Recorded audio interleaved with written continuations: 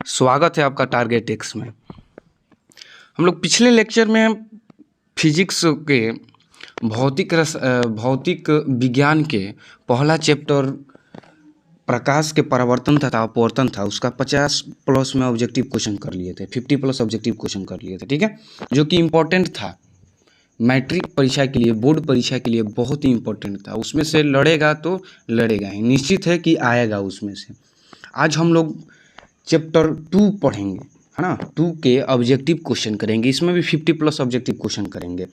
क्या है चैप्टर 2? क्या है? मानव नेत्र तथा रंग बिरंगा संसार। मानव नेत्र तथा रंग बिरंगा संसार, ठीक है। तो चलिए चालू स्टार्ट करते हैं। पहला प्रश्न क्या है, देखिए ध्यान से। कह रहा है सामान्यतः नेत्र के लिए दूर बिंदु है।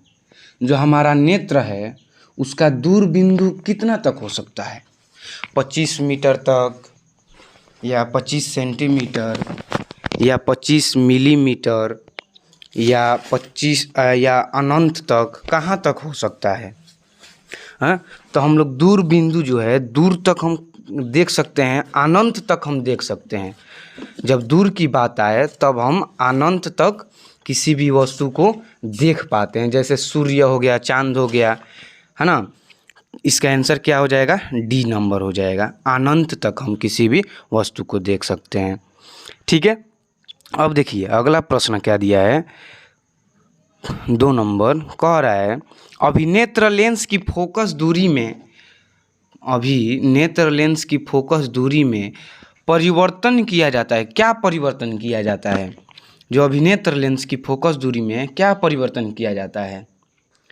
तो परिवर्तन किया जाता है क्या? पछमाभी द्वारा। जो अभिनेत्र लेंस की फोकस दूरी है उसमें परिवर्तन किसके द्वारा किया जाता है? किसके द्वारा किया जाता है? पछमाभी पेशियों द्वारा किया जाता है। तो इसमें नहीं दिया है, लेकिन पछमाभी द्वारा दिया है, ठीक है, पछमाभी द्वारा होगा। अगला प्रश्न क्या दिया है? दिया है स्पेक्ट्रम में किस रंग की किरण का झुकाव अधिक होता है?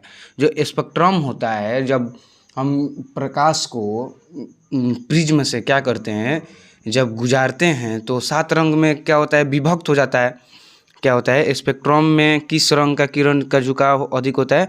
देखिए, तो जब प्रिज्म होता है उससे हम प्रकाश को गुजारेंगे तो 7 रंग में विभक्त हो जाता है, होता है कि नहीं? ऐसे 7 रंग में विभक्त हो जाएगा। तो उसमें से पूछ रहा है ये 7 रंग में से किसका झुकाव अधिक होता है? तो किसका झुकाव अधिक होता है? बैंगनी रंग का झुकाव अधिक होता है, याद रखिएगा, क्योंकि ये दूर तक नहीं जा पाती है ना। जो रेड होता है, लाल होता है, इसका अधिक होता है, इसका अधिक होगा और इसका कम होता है। तो कहीं भी बात आए कि किस रंग का झुकाव अधिक होता है तो बैंगनी का झुकाव अधिक होता है, और किस रंग का झुकाव कम होता है तो लाल का झुकाव कम होता है, ठीक है। अब अगला प्रश्न देखिए। कह रहा है स्पेक्ट्रम प्राप्त करने के लिए किसका उपयोग होता है? बताइए तो, स्पेक्ट्रम प्राप्त करने के लिए किसका उपयोग किया जाता है? हाँ, किसका उपयोग किया जाता है? तो प्रिज्म का उपयोग किया जाता है। किसका उपयोग किया जाता है? प्रिज्म का। भी पीछे बताया हम क्वेश्चन नंबर 3 में कि जो स्पेक्ट्रम प्राप्त करने के लिए एक प्रिज्म की आवश्यकता होती है। जब हम प्रकाश को उससे गुजारते हैं तो क्या होता है? वो 7 रंगों में विभक्त हो जाता है, ठीक है। अगला प्रश्न देखिए। कह रहा है जो नेत्र निकट की वस्तु को साफ नहीं देख सकता उस नेत्र में होता है। बात को समझिए ध्यान से। क्या कह रहा है? जो नेत्र निकट की वस्तु साफ नहीं देख सकता उस नेत्र में होता है। क्या होता है? उसको क्या बोलते हैं? दूरदृष्टि दोष बोलते हैं, या निकट दृष्टि दोष बोलते हैं, या जरा दृष्टि दोष बोलते हैं, या वर्णाधता बोलते हैं। क्या बोलते हैं? हाँ, तो दूरदृष्टि दोष बोलते हैं। इसमें क्या होता है? देखिए, दूर में दूर का देख सकता है, लेकिन निकट का नहीं देख सकता है। और निकट में क्या होगा? इसका उल्टा हो जाता है, निकट का देखेगा और दूर का नहीं देख पाता है, ठीक है। तो अगर जब बात आए कि निकट की वस्तु को साफ नहीं देख पाता है तो उसको कौन सा दोष है? तो निकट है तो समझिएगा ध्यान से कि दूर होगा, निकट का उल्टा क्या हो जाएगा, दूर हो जाएगा, और दूर का बात आएगा तो निकट हो जाएगा। ठीक है, अगला प्रश्न देखिएगा। मानव नेत्र में क्या कह रहा है, मानव नेत्र में किस प्रकार का लेंस होता है, जैसे किस प्रकार का लेंस नहीं होता है, अवतल लेंस होता है, उत्तल लेंस होता है कि उत्तल दर्पण होता है, इन चारों में से कौन सा होगा। पहला क्या दिया है, किसी प्रकार का लेंस नहीं होता है, दूसरा अवतल लेंस होता है, तीसरा उत्तल लेंस होता है, चौथा उत्तल दर्पण होता है। मतलब मानव नेत्र में हम लोग के आँख में कौन सा लेंस लगा होता है, कौन सा दर्पण लगा होता है, हाँ बताइए। तो याद रखिएगा उत्तल लेंस लगा होता है। कौन सा लेंस लगा होता है, उत्तल लेंस लगा होता है। ठीक है,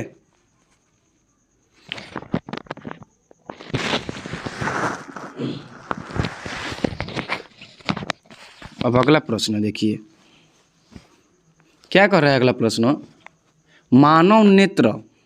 मानव नेत्र वस्तु का प्रतिबिंब निम्न में से किस भाग पर बनाता है।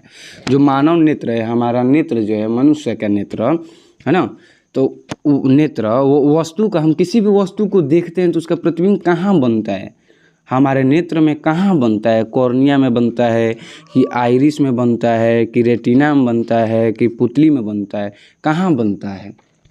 तो याद रखिएगा रेटिना में बनता है। कहाँ बनता है, रेटिना में बनता है। ठीक है, अगला प्रश्न क्या दिया है देखिएगा, कह रहा है सामान्यतः नेत्र के रेटिना पर बनने वाला प्रतिबिंब होता है। जो रेटिना पर प्रतिबिंब कैसा बनता है, आभासी और सीधा बनता है कि वास्तविक और सीधा बनता है कि वास्तविक और उल्टा बनता है कि आभासी और उल्टा बनता है, कैसा प्रतिबिंब बनता है हमारे नेत्र में, नेत्र के रेटिना पर कैसा प्रतिबिंब बनता है। हाँ, तो याद रखिएगा कि वास्तविक और उल्टा बनता है। कैसा बनता है हमारे रेटिना पर प्रतिबिंब, वास्तविक और उल्टा प्रतिबिंब बनता है। ठीक है, अगला प्रश्न देखिए। अगला प्रश्न क्या दिया है कि टिंडल प्रभाव प्रकाश की कौन सी परिघटना को दर्शाता है। जो टिंडल प्रभाव होता है वो प्रकाश की कौन सी परिघटना को दर्शाता है। पहला दिया है प्रकाश का प्रवर्तन, दूसरा दिया है प्रकाश का अपवर्तन, तीसरा दिया है प्रकाश का विक्षेपण, चौथा दिया है प्रकाश का प्रकीर्णन। इन चारों ऑप्शन में से कौन से प्रक्रिया को, कौन से परिघटना को दर्शाता है। यह जो टिंडल प्रभाव है, प्रकाश का टिंडल प्रभाव, वो कौन सी परिघटना को दर्शाता है। तो याद रखिएगा कि प्रकाश का प्रकीर्णन दर्शाता है। क्या दर्शाता है, प्रकाश का प्रकीर्णन दर्शाता है ना। अगला प्रश्न देखिए, कह रहा है दूरदृष्टि दोष वाले आँख साफ साफ देख सकती है। जो जिसको दूरदृष्टि दोष होता है वो साफ साफ किसको देख पाती है, कौन से वस्तु को, दूर रखी वस्तु को देख सकती है कि निकट रखी वस्तु को देख पाती है, कौन सी। तो याद रखिएगा, हम अभी बताएं पीछे की, दूर का बात आएगा तो दूर की वस्तु को साफ साफ देखेगी लेकिन निकट की वस्तु को साफ साफ नहीं देखेगी। अगर जो निकट का बात आएगा तो निकट की वस्तु को साफ साफ देखेगा और दूर की वस्तु को नहीं देख पाता है। ठीक है, तो इसका उल्टा हो जाता है। अगर पूछ दे दूर दृष्टि दोष वाली आँख साफ साफ देख सकती है कि दूर की वस्तु को देख पाती है। ठीक है, कैसे कौन सी वस्तु को नहीं देख पाती है, तो याद रखिएगा निकट की वस्तु को नहीं देख पाती है। ठीक है, अब अगला प्रश्न देखिए। अगला प्रश्न क्या दिया है, निकट दृष्टि दोष वाला व्यक्ति देख सकता है। निकट दृष्टि दोष वाला व्यक्ति कहाँ रखे वस्तु को देख पाता है, हाँ बताइए। तो अभी हम बताएं, सभी चीज़ों को ठीक से देख सकता है कि किसी चीज़ को ठीक से देख सकता है कि दूर की चीज़ों को अच्छी तरह से देख सकता है कि निकट की वस्तु को अच्छी तरह से। तो याद रखिएगा निकट की वस्तु को अच्छी तरह से देख सकता है। ठीक है, अगला देखिए, अगला प्रश्न क्या दिया है। अगला प्रश्न बोल रहा है कि नेत्र द्वारा किसी वस्तु का कैसा प्रतिबिंब बनता है। हमारे जो नेत्र है ना, नेत्र द्वारा किसी भी वस्तु का कैसा प्रतिबिंब बनता है। वास्तविक उल्टा तथा बड़ा बनता है कि काल्पनिक सीधा तथा छोटा बनता है कि काल्पनिक उल्टा तथा बड़ा बनता है कि वास्तविक उल्टा तथा छोटा बनता है, कैसा प्रतिबिंब बनता है। हाँ, तो याद रखिएगा वास्तविक उल्टा तथा छोटा प्रतिबिंब बनता है। कैसा प्रतिबिंब बनता है, वास्तविक उल्टा तथा छोटा प्रतिबिंब बनता है। ठीक है,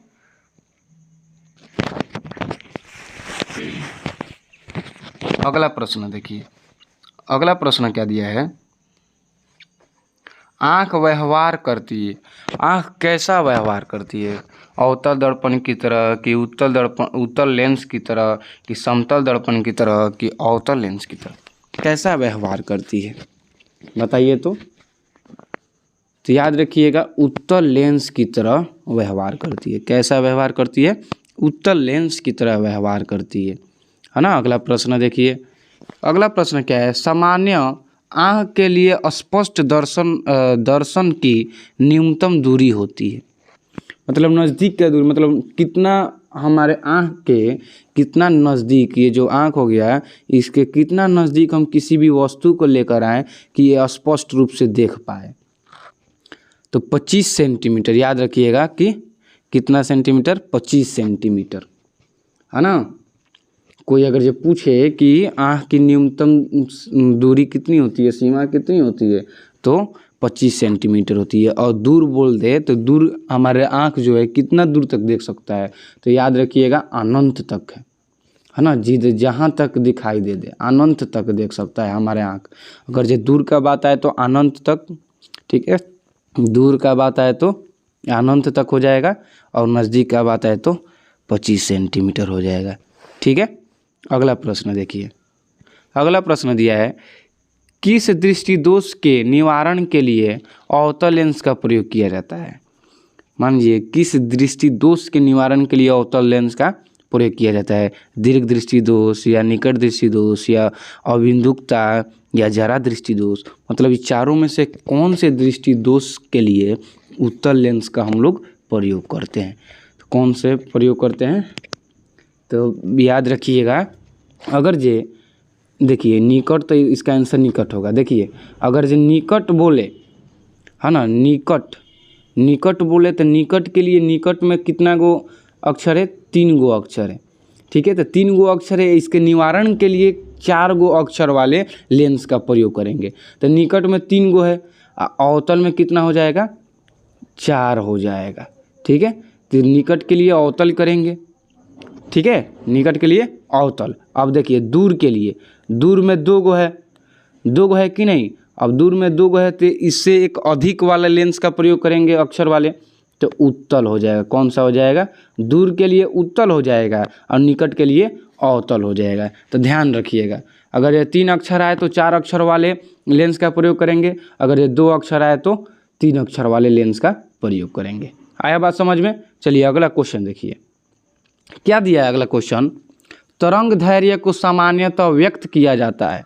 तरंग दैर्घ्य को किससे व्यक्त किया जाता है? जो तरंग दैर्घ्य होता है उसको किससे व्यक्त किया जाता है? तो मीटर में व्यक्त किया जाता है। तरंग दैर्घ्य को किस में व्यक्त किया जाता है? मीटर में व्यक्त किया जाता है, ठीक है। अगला प्रश्न देखिए, अगला प्रश्न क्या दिया है, निकट दृष्टि दोष में किस लेंस का प्रयोग होता है? जो निकट दृष्टि दोष हो गया उसमें किस लेंस का प्रयोग होता है? तो निकट का बात आया तो निकट में 3 गो अक्षर है, तो 4 गो अक्षर वाला लेंगे हमेशा, ठीक है। अवतल लेंस का प्रयोग किया जाता है। अगला प्रश्न क्या दिया है देखिएगा ध्यान से, जरा दृष्टि दोष को दूर करने में काम में लाया गया लेंस। जो जरा दृष्टि दोष होता है, जरा दृष्टि दोष, उसमें उसके निवारण के लिए हम किस लेंस का प्रयोग करते हैं? किस लेंस का प्रयोग करते हैं? तो बाईफोकल लेंस का प्रयोग करते हैं। कौन से लेंस का प्रयोग करते हैं? बाईफोकल लेंस का प्रयोग करते हैं। अगला प्रश्न देखिएगा, कह रहा है श्वेत प्रकाश में कितने वर्ण होते हैं? 3 वर्ण होते हैं कि 4 वर्ण होते हैं कि 5 वर्ण होते हैं या 7 वर्ण होते हैं? कौन से चारों में से कौन सा होगा? तो याद रखिएगा 7 रंग होता है, 7 गो वर्ण होता है, ठीक है। कोई पूछेगा श्वेत से ही, देखिएगा श्वेत से ही 7 रंग बनता है। जो श्वेत हो गया, श्वेत से ही 7 रंग बनता है। आया बात समझ में? अगला प्रश्न देखिएगा, अगला प्रश्न क्या दिया है, श्वेत प्रकाश की किरण जब किसी प्रिज्म से होकर गुजरती है तब जो वर्ण सबसे अधिक विचलित होता है वह है। जो श्वेत प्रकाश, बात ध्यान से सुनिएगा क्या कह रहा है, श्वेत प्रकाश की किरण जब किसी प्रिज्म से होकर गुजरती है तब जो वर्ण सबसे अधिक विचलित होता है वह है लाल है कि पीला है कि बैंगनी है कि हरा है? कौन सा? बैंगनी। ये हमेशा विचलित होता है, सबसे ज़्यादा यही विचलित होती है या झुकती है। आया बात समझ में? चलिए अगला प्रश्न क्या दिया है, देखिएगा। श्वेत प्रकाश जब एक फिल्म से होकर गुजरता है तो जो वर्ण सबसे कम विचलित होता है वह है क्या है? लाल है। कम का बात आए तो लाल हो जाएगा, अधिक का बात आए तो बैंगनी हो जाएगा। ठीक है, बोले कि कौन सा रंग सबसे कम विचलित होती है या कम झुकती है तो लाल हो जाएगा, और कौन सा रंग सबसे अधिक झुकती है या अधिक विचलित होती है तो बैंगनी हो जाएगा। आया बात समझ में? चलिए अगला प्रश्न क्या दिया है, देखिएगा ध्यान से। कह रहा है अगला प्रश्न, फिल्म के भीतर से होकर गुजरने पर श्वेत प्रकाश के अपने विभिन्न घटकों में विभाजित को कहते हैं। प्रकाश का क्या कहते हैं? बात को समझिए। कह रहा है फिल्म के भीतर से होकर गुजरने पर श्वेत प्रकाश के अपने विभिन्न घटकों में विभाजन को कहते हैं, क्या कहते हैं? विचलन कहते हैं कि वर्ण विक्षेपण कहते हैं कि प्रकीर्णन कहते हैं कि अपवर्तन कहते हैं, क्या कहते हैं? तो वर्ण विक्षेपण कहते हैं। क्या कहते हैं? वर्ण विशेषण, विशेषण क्या है, सॉरी, वर्ण विशेषण। ठीक है, अगला देखिए, अगला प्रश्न क्या दिया है। अगला प्रश्न बोल रहा है प्रकाश के किस वर्ण के लिए तरंग दैर्घ्य अधिकतम होता है? तरंग दैर्घ्य मतलब कौन सा रंग का तरंग दैर्घ्य सबसे अधिक होता है? लाल का होता है कि पीला का होता है या बैंगनी का कि हरा का, किसका होता है? तो याद रखिएगा लाल का होता है। किसका होता है? लाल का होता है। और एक फटाफट लाइक भी कर दीजिए, लाइक कर दीजिए, सब्सक्राइब कर दीजिए। जितने भी बच्चे देख रहे हैं, है ना, लाइक कीजिए, सब्सक्राइब कर दीजिए। ठीक है, इन्हें कि फिर दोबारा कहना पड़े, देखकर आप लोग लाइक नहीं करते हैं ना सब्सक्राइब करते हैं। चलिए अगला देखिए, अगला प्रश्न क्या दिया है। अगला प्रश्न दिया है प्रिज्म से निकलने के बाद श्वेत किरणें क्यों 7 रंग में विभक्त हो जाती है? देखिए बहुत अच्छा प्रश्न है ना। इसमें VVI है, याद रखिएगा, ये मोस्ट VVI है ना। पूछ दिया गया है पीछे जो एग्जाम हुआ है उसमें। क्या कह रहा है, प्रिज्म से निकलने के बाद श्वेत किरणें क्यों 7 रंग में विभक्त हो जाती है? तो क्यों? प्रिज्म का वह अपना गुण है, या कि प्रिज्म के कारण प्रकाश रंगीन हो जाता है, कि सूर्य का श्वेत प्रकाश 7 रंग का मिश्रण है, कि इसका कोई कारण नहीं है? क्या होगा इसमें से? तो याद रखिएगा सूर्य का श्वेत प्रकाश 7 रंगों का मिश्रण है। अगर जो कोई पूछे तो बताइएगा कि जब सूर्य का प्रकाश आता है, अगर जो सूर्य के प्रकाश को किसी प्रिज्म से या श्वेत प्रकाश को किसी प्रिज्म से गुजारते हैं तो 7 रंग में विभक्त हो जाता है, क्योंकि श्वेत प्रकाश जो होता है वो 7 रंगों का मिश्रण होता है। आया बात समझ में? अगला प्रश्न देखिए, अगला प्रश्न क्या दिया है। कांच के प्रिज्म से गुजरने वाली विभिन्न वर्ण की किरणों का विचलन विभिन्न होता है। क्यों? कैसे हो जाता है? विभिन्न कैसे हो जाता है? उनका अपवर्तनांक भिन्न भिन्न होता है, कि प्रिज्म की 2 सतह से किरण का विचलन होता है, कि विभिन्न रंगों का प्रकाश कांच में विभिन्न चाल से चलता है, या प्रकाश एक विद्युत चुंबकीय तरंग है।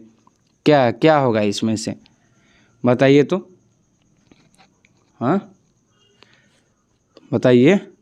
चलिए देखिए क्या होगा इसके आंसर, प्रकाश एक विद्युत चुंबकीय तरंग है। क्या हो जाएगा? प्रकाश एक विद्युत चुंबकीय तरंग है, तो ऑप्शन नंबर डी हो जाएगा।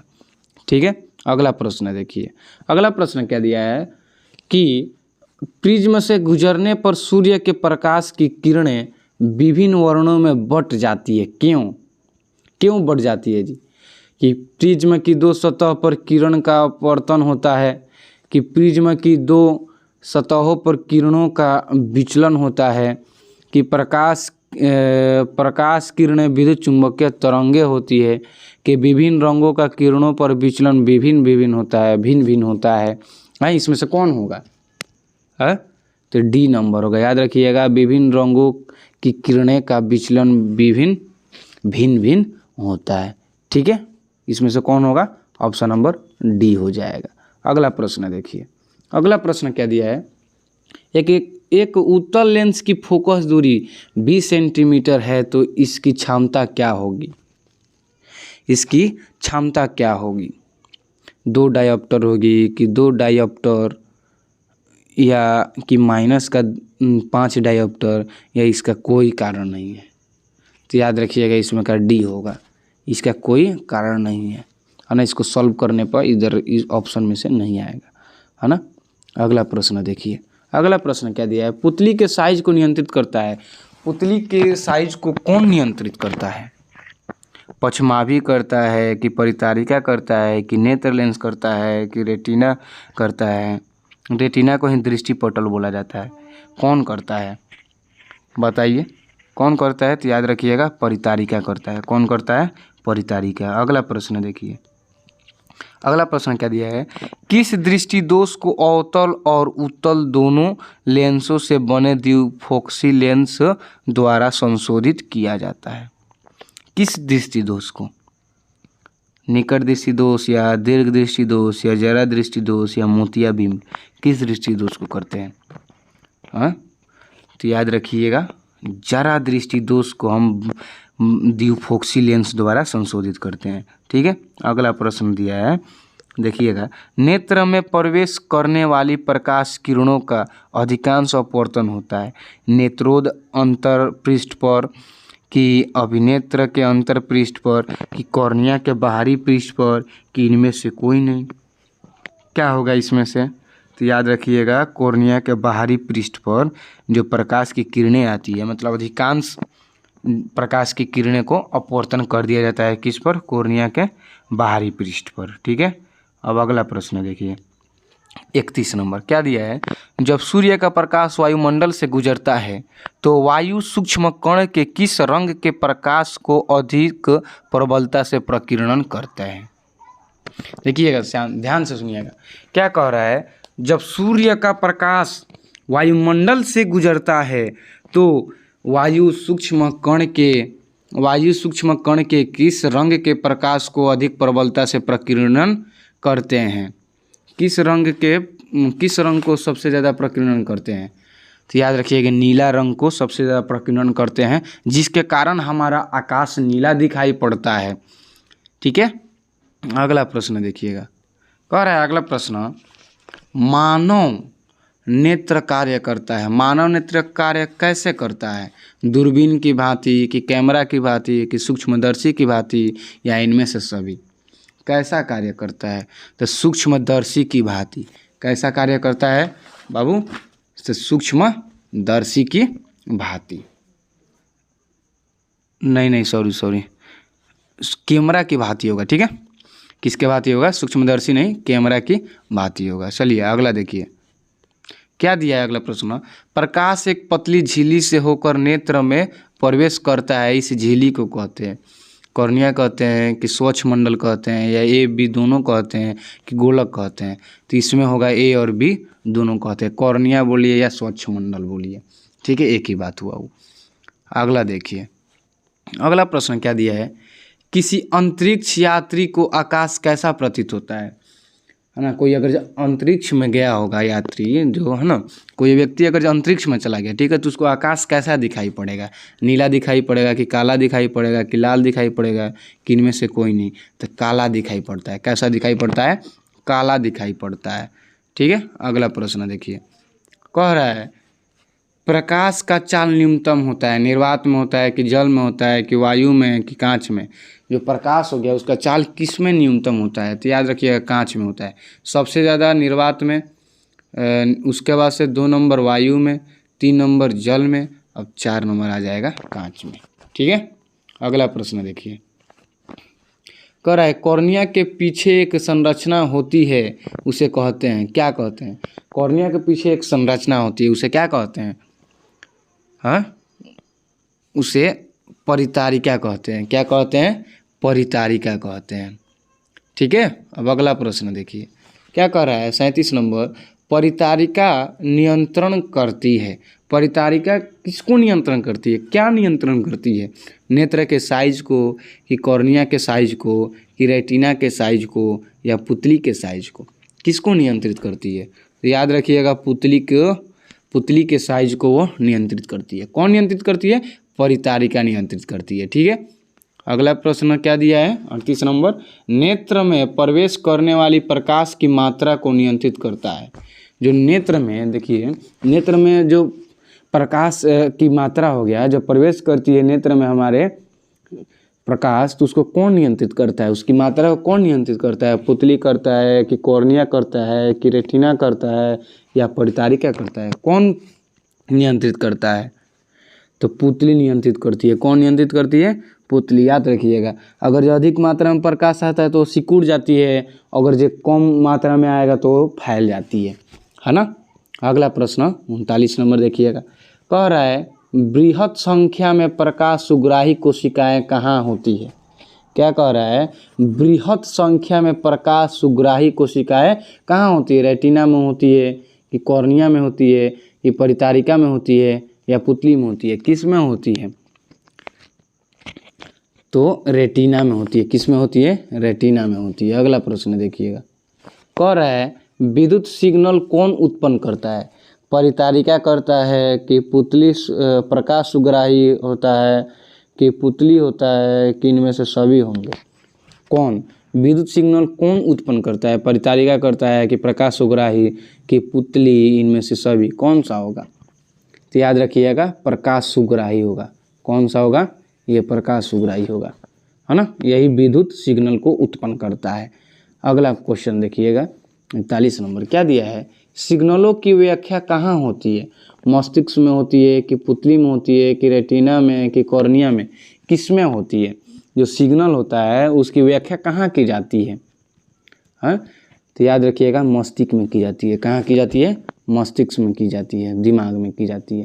अगला प्रश्न देखिए, मोतियाबिंब की स्थिति होती है जब क्रिस्टलीय लेंस दूधिया हो जाए कि क्रिस्टलीय लेंस धुंधला हो जाए कि क्रिस्टलीय लेंस पीला हो जाए या ए एवं बी दोनों? कौन सा होगा?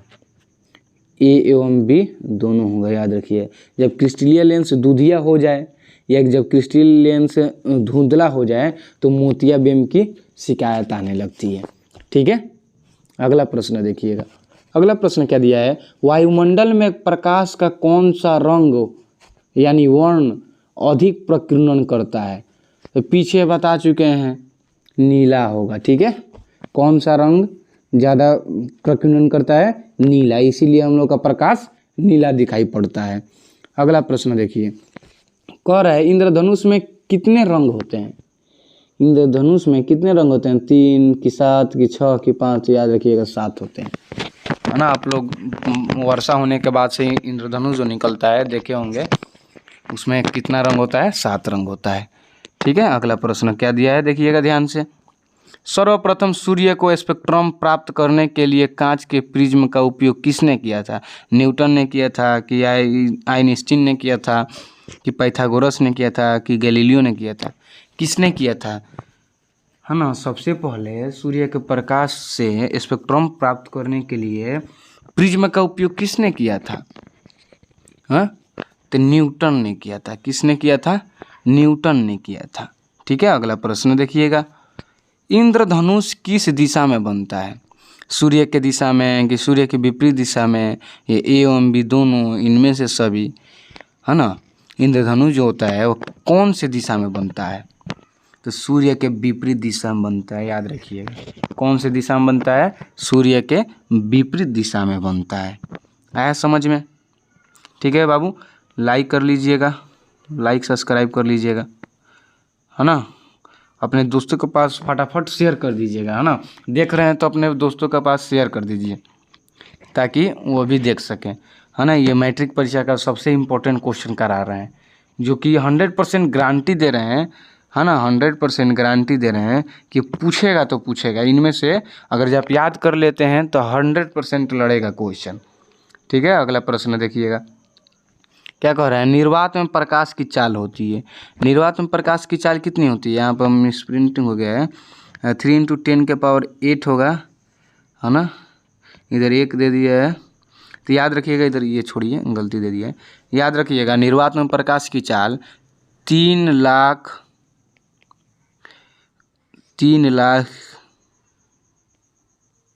किलोमीटर पर सेकेंड होता है। अगर जिसको मीटर में बताना होगा तो 3 × 10⁸ मीटर पर सेकेंड। ठीक है बात समझ में। चलिए अब अगला प्रश्न देखिए। अगला प्रश्न क्या दिया है, वायुमंडलीय अपवर्तन के कारण सूर्य हमें वास्तविक सूर्योदय से लगभग कितने मिनट पहले दिखाई देता है। जब वायुमंडलीय अपवर्तन होता है तो ठीक है, उसके कारण क्या होता है, जब सूर्य निकलता है ना, जब सूर्योदय होता है तो लगभग वो कितने मिनट पहले हम लोग को दिखाई देता है। अभी नहीं, सूर्योदय नहीं हुआ रहता है तभी हम लोग देख पाते हैं। किसके कारण देख पाते हैं, तो वायुमंडलीय अपवर्तन के कारण देख पाते हैं। और कितने मिनट पहले देख पाते हैं, तो याद रखिएगा कि 2 मिनट पहले देख पाते हैं। कितना मिनट पहले देख पाते हैं, 2 मिनट पहले देख पाते हैं। ठीक है, अगला प्रश्न देखिए क्या दिया है, निम्न में से किस माध्यम में प्रकाश की चाल अधिक होता है। हवा में होता है कि जल में होगा कि शीशा में होगा कि हीरा में होगा, तो हवा में होगा।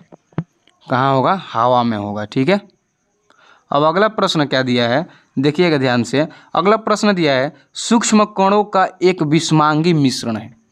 तो सूक्ष्म कण होते हैं, उनके विषमांगी मिश्रण कौन है, वायुमंडल है कि जल मंडल है कि जैव मंडल है कि स्थल मंडल है, कौन सा मंडल है। हाँ, तो वायुमंडल है। कौन सा मंडल है, वायुमंडल है। सूक्ष्म कणों का एक विषमांगी मिश्रण कौन है, वायुमंडल है। ठीक है, चलिए अगला प्रश्न देखिए क्या कह रहा है, प्रकाश का प्राथमिक वर्ण है, नीला है कि हरा है कि लाल है कि इनमें से सभी। तो याद रखिएगा इनमें से सभी होगा, है ना। प्राथमिक वर्ण में नीला हरा लाल सब आ जाते हैं। ठीक है, चलिए अगला प्रश्न क्या दिया है, 52 नंबर, कह रहा है टिंडल का प्रभाव देखा जाता है ना, देखा जा सकता है। कहाँ देखा जा सकता है, जंगल में देखा जा सकता है कि बाजार में देखा जा सकता है कि खेतों में देखा जा सकता है कि इनमें से सभी। कहाँ देखा जा सकता है, तो जंगल में देखा जा सकता है। ठीक है, टिंडल प्रभाव किसे कहते हैं, मान लीजिए कि जैसे कि ये हो गया, अगर जो जंगल हो गया, जंगल में पेड़ पौधे से प्रकाश टकरा कर इधर उधर बिखर जाता है ना, उसी को टिंडल प्रभाव कहते हैं। ठीक है, मोटा मोटी समझ लीजिए कि टिंडल का प्रभाव कहाँ देख सकते हैं हम, जंगल में देख सकते हैं। ठीक है, अगला प्रश्न देखिए, कह रहा है वायुमंडल नहीं होता तो आकाश कैसा प्रतीत होता है। हमारा जो वायुमंडल नहीं होता तो हम लोग का आकाश कैसा प्रतीत होता है, काला प्रतीत होता है। कैसा प्रतीत होगा, काला प्रतीत होगा, है ना। अगला प्रश्न देखिए 54 नंबर, क्या कह रहा है, अत्यधिक ऊंचाई पर उड़ते हुए यात्रियों को आकाश कैसा प्रतीत होता है। बताइए तो, आकाश कैसा प्रतीत होता है, काला प्रतीत होता है। देखिए क्वेश्चन कैसे घुमा घुमा कर पूछ रहा है। पहले पूछा था कि अंतरिक्ष यात्री को आकाश कैसा दिखाई पड़ता है, तो काला ही दिखाई पड़ता है। या अधिक ऊंचाई पर उड़ते हुए यात्रियों को आकाश कैसा दिखाई पड़ता है, तो काला ही दिखाई पड़ता है। अगर जो वायुमंडल ना रहे तब आकाश कैसा प्रतीत होगा, तो काला प्रतीत होगा। तो देखिएगा, तो याद रखिएगा ना, चारों बगल से पूछ सकता है, घुमा कर कैसे भी पूछ देगा, है ना। तो आपको याद रखना है, सब हथियार लेकर खड़ा रहना है एग्जाम में आप लोगों को। ठीक है, कि कैसा भी क्वेश्चन पूछे, किधरों से घुमा कर पूछे, आप लोग बता देंगे, है ना बाबू। तो ध्यान रखिएगा, ठीक है। चलिए अगला प्रश्न देखिए। अगला प्रश्न क्या दिया है, खतरे के संकेत का प्रकाश किस रंग का होता है। जब खतरे का संकेत जो होता है उसमें प्रकाश किस रंग का होता है, पीला होता है कि हरा होता है कि नीला होता है कि लाल होता है, तो याद रखिएगा लाल होता है। कैसा होता है, लाल होता है। ठीक है, खतरे के संकेत के रूप में हमेशा लाल रंग का ही हम लोग प्रयोग करते हैं, है ना। चलिए अगला प्रश्न क्या दिया है, अगला प्रश्न दिया है सूर्योदय या सूर्यास्त के समय आकाश कैसा दिखता है। जब सूर्योदय होता है ना, उस समय आकाश कैसा दिखता है, लाल दिखता है, रक्तदाब या बैंगनी दिखता है या पीला दिखता है या काला दिखता है। तो ये याद रखिएगा कि लाल दिखाई पड़ता है, रक्तदाब जैसा, रक्त की तरह दिखाई पड़ता है। ठीक है, चलिए अगला प्रश्न देखिएगा। अगला प्रश्न क्या दिया है, अगला प्रश्न दिया है दोपहर के समय सूर्य कैसा प्रतीत होता है, लाल या श्वेत या नीला या बैंगनी। तो कैसा प्रतीत होता है बाबू, हाँ, दोपहर के समय कैसा प्रतीत होता है? तो श्वेत प्रतीत होता है। ठीक है, चलिए अगला प्रश्न देखिए। अगला प्रश्न क्या दिया है? किसी माध्यम में छोटे छोटे कण के निलंबन का कहा जाता है ना? किसी माध्यम में छोटे छोटे कणों के निलंबन को कहा जाता है। क्या कहा जाता है? कोलाइड कहा जाता है, या कि पुंज कहा जाता है, या प्रकाश कहा जाता है, या इनमें से कोई नहीं? क्या कहा जाता है? तो हमेशा याद रखिएगा, कोलाइड बोला जाता है। छोटे छोटे कणों के निलंबन को क्या कहा जाता है? कोलाइड कहा जाता है। ठीक है, अगला प्रश्न देखिएगा, क्या दिया है अगला प्रश्न? किसी कोलाइडीय विलयन में निलंबित कणों से प्रकाश के प्रकीर्णन को कहा जाता है। क्या कहा जाता है? टिंडल का प्रभाव बोला जाता है, या तरंग का प्रभाव बोला जाता है, या ए एवं बी दोनों बोला जाता है, या इनमें से कोई नहीं? क्या बोला जाता है? तो टिंडल का प्रभाव बोला जाता है। क्या बोला जाता है? टिंडल का प्रभाव बोला जाता है ना? अगला प्रश्न देखिएगा, 60 नंबर। तारों के टिमटिमाने को व्याख्या किस सिद्धांत पर आधारित है? जब तारा टिमटिमाते हैं, है ना, तो एक सिद्धांत लगाया गया, तारों के टिमटिमानों को व्याख्या की सिद्धांत पर आधारित। किस सिद्धांत पर आधारित है? अपवर्तन के सिद्धांत पर, कि प्रकीर्णन के सिद्धांत पर, कि वर्ण विक्षेपण का सिद्धांत पर, कि इनमें से कोई नहीं? कौन से सिद्धांत लगाया गया? तो याद रखिएगा कि अपवर्तन के सिद्धांत लगाया गया ना। अपवर्तन के सिद्धांत पर तारों क्या करते हैं? टिमटिमाते हैं, है ना। अगला प्रश्न देखिए। अगला प्रश्न क्या दिया है? 61 नंबर। प्रकाश की किस घटना के कारण सूर्य हमें वास्तविक सूर्योदय से लगभग 2 मिनट पूर्व दिखाई देने लगता है? तो किस कारण से जी? तो वायुमंडलीय अपवर्तन के कारण से। कौन से कारण होगा? वायुमंडलीय अपवर्तन के कारण होगा। ठीक है, जब वायुमंडलीय अपवर्तन के कारण हम लोगों को क्या होता है? जब सूर्य उदय हो या सूर्यास्त हो, उससे 2 मिनट पहले हम लोग को दिखाई पड़ जाता है। आया बात समझ में? चलिए अगला प्रश्न देखिए। अगला प्रश्न क्या दिया है? 62 नंबर। निम्नलिखित में कौन नेत्र का रंगीन भाग होता है? नेत्र का रंगीन भाग किसे बोलते हैं? कॉर्निया को बोलते हैं, या रेटिना को, या परितारिका को, या पुतली को? किसको बोलते हैं? कॉर्निया को क्या बोलते हैं? नेत्र का रंगीन भाग बोलते हैं। ठीक है, चलिए अगला प्रश्न देखिए। तरंग दैर्घ्य को सामान्यतः व्यक्त किया जाता है। तरंग दैर्घ्य को किससे व्यक्त किया जाता है? कैंडेला के रूप में, कि जूल के रूप में, या एम्पियर के रूप में, या एंगस्ट्रॉम के रूप में? किसके द्वारा? एंगस्ट्रॉम के रूप में, या एम्पियर के रूप में, या जूल के रूप में, कि कैंडेला के रूप में? किसके द्वारा व्यक्त किया जाता है? तो याद रखिएगा, एम्पियर के रूप में। तरंग दैर्घ्य को किसके द्वारा व्यक्त किया जाता है? तो एम्पियर के रूप में, है ना। एम्पियर से व्यक्त किया जाता है। चलिए अगला प्रश्न देखिए। अगला प्रश्न क्या दिया है? प्रकाश की चाल विभिन्न माध्यमों में क्या होती है? समान होती है, कि भिन्न भिन्न होती है, कि ए और बी दोनों होती है, कि इनमें से कोई नहीं? तो याद रखिएगा, भिन्न भिन्न होती है, क्योंकि वो अलग अलग माध्यम में उसका चाल भी अलग अलग हो जाएगा। निर्वात में चलेगी तो चाल उसका अलग रहेगा, हवा में चलेगी तो उसका थोड़ा सा अलग रहेगा, पानी में अगर ये प्रकाश चलेगी तो अलग रहेगा, कांच में अगर ये जाएगी तो उसका चाल अलग हो जाएगा। ठीक है, तो ये इसीलिए प्रकाश की चाल विभिन्न माध्यमों में भिन्न भिन्न होती है। ठीक है, चलिए अगला प्रश्न देखिए। अगला प्रश्न क्या दिया है? वायु में प्रकाश की चाल निर्वात की अपेक्षा होती है। क्या होती है? ज़्यादा होती है, कि कम होती है, कि समान होती है, कि इनमें से कोई नहीं? कैसा होती है? तो लगभग मतलब समान ही बोला जाता है। ठीक है, वायु में प्रकाश की चाल निर्वात की अपेक्षा थोड़ा सा कम होती है, लेकिन लगभग समान होगा। अगर इसमें आ जाए ऑप्शन में कम, तो कम मारा जाएगा। ठीक है, कम ऑप्शन हो जाएगा, याद रखिएगा। ठीक है, अगला प्रश्न देखिएगा ध्यान से।